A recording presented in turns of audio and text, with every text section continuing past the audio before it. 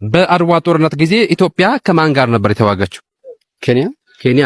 ከኬንያ ጋር ኢትዮጵያ የተዋጋችው ማን ነው ያሸነፈው? ኢትዮጵያ። እሺ ከማን ጋር ነበር የተዋጋችው?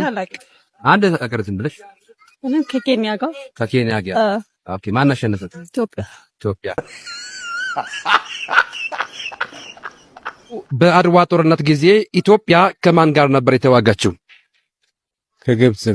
ከግብጽ ጋር። ማን አሸነፈ? ግብጽ።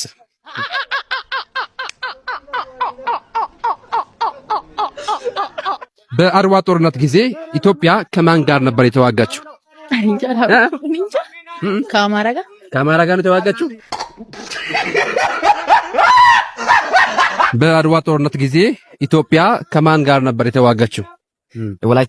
ከወላይታ ጋር ነው የተዋጋችው። ኢትዮጵያ አድዋ ላይ ማን አሸነፈ? ሆሳና።